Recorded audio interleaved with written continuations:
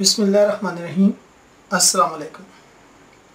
आज बात करेंगे कि जी ओल्ड एज पेंशन, यानी कि मैं आपको पेंशन के तमाम काइंड्स बताऊंगा और ये बताऊंगा कि कौन कौन सी पेंशन और ग्रांट्स हैं जो पेंशनर हासिल कर सकते हैं।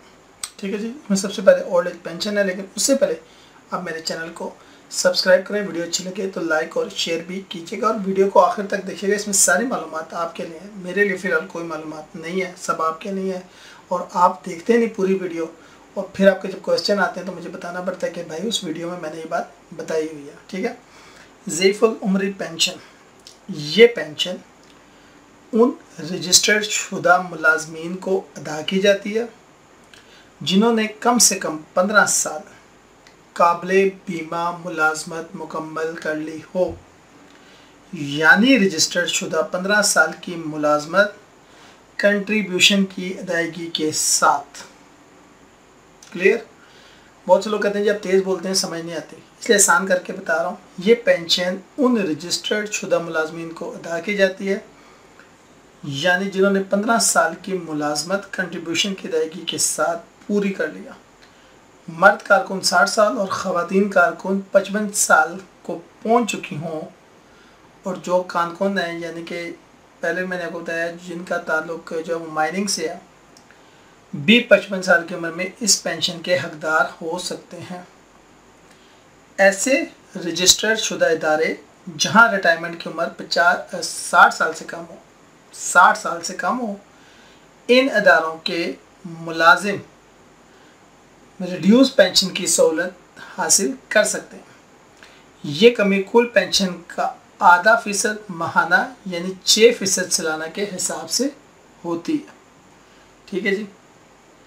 बड़ा इजी आहिस्ता आहिस्ता करके मैं आपको समझा रहा हूँ कि आप ये ना कहें कि आपने तेज़ समझाया। माजूरी पेंशन।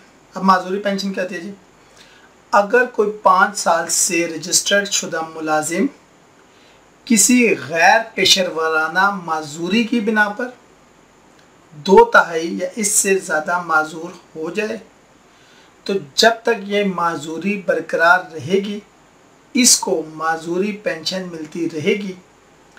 अलबत्ता अगर माजूरी 5 साल तक बरकरार रहे या पेंशन की उम्र को पहुंच जाए और इसकी माजूरी बरकरार रहे तब माजूरी पेंशन कवायद के मुताबिक ताहयात ज़ैफ़ुल उम्री पेंशन में तब्दील हो जाएगी।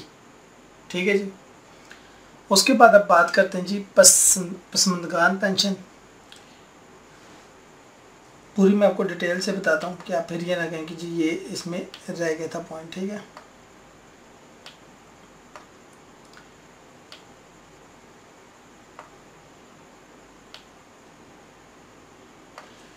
ये रजिस्टर्ड शुदा मुलाजिम की वफ़ात की सूरत में जब वो काबिले बीमा मुलाजमत पर हो, काबिले बीमा मुलाजमत से मुराद ये है कि जब उसकी कंट्रीब्यूशन पे हो रही हो और इसने मुलाजमत में कम से कम 36 माह पूरे कर लिए हों यानी कि 3 साल, तो मुलाजिम की शरीक हयात को ताहयात पेंशन मिलेगी।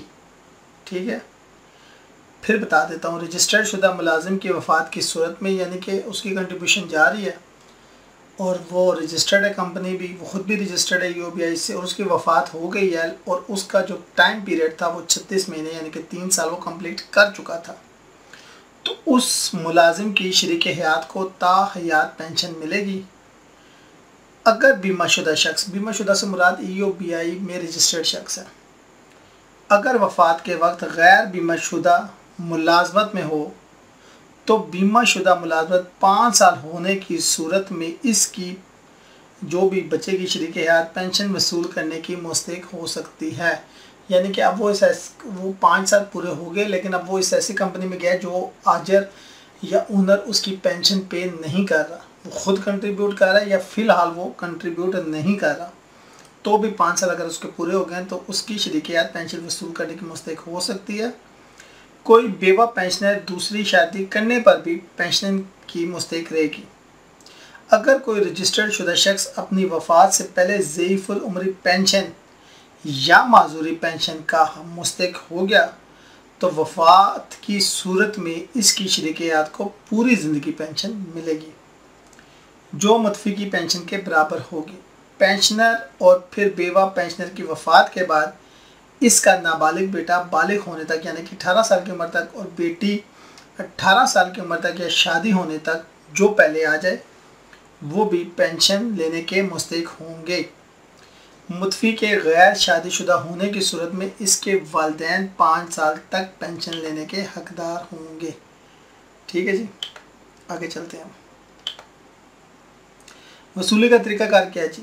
जो रजिस्टर्ड शुदा मुलाजिम है उन्हें मुतलका दफ्तर में क्लेम फार्म लेना है और उस क्लेम फार्म के साथ आजर के ज़रिए इस दफ्तर में जाना है और क्लेम फार्म के साथ क्या लगाना है? तस्दीक शुदा 2 हालिया पासपोर्ट से तस्वीरें, कौमी शनाख्त की तस्दीक शुदा नकल, LBOI का रजिस्ट्रेशन कार्ड TI-03, आजर से इस बात का तस्दीक शुदा सर्टिफिकेट कि इसका कंट्रीब्यूशन अदा किया जा चुका है और कारकुन ने इससे कबल नहीं लिया कोई भी क्लेम।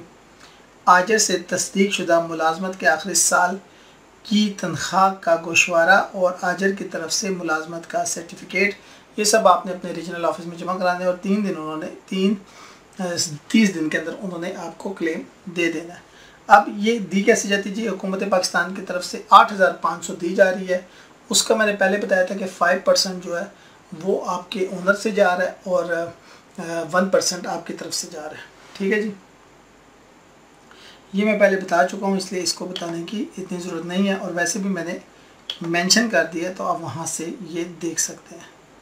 ठीक है, ये दोनों भी हो गए और अब ये इसका फार्मूला भी आपको बता देते हैं। रजिस्टर्ड मुलाजमत के कुल साल मल्टीप्लाई बाय आखिरी साल की औसत तनख्वाह या उजरत जिस पर कंट्रीब्यूशन वसूल किया गया हो डिवाइडेड बाय 50।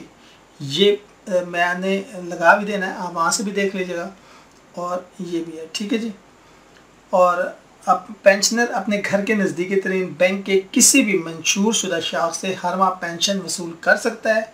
माजूरी पेंशन के लिए खुसूसी पे ऑर्डर जारी किए जाते हैं। ठीक है जी, ये भी हो गया ख़त्म।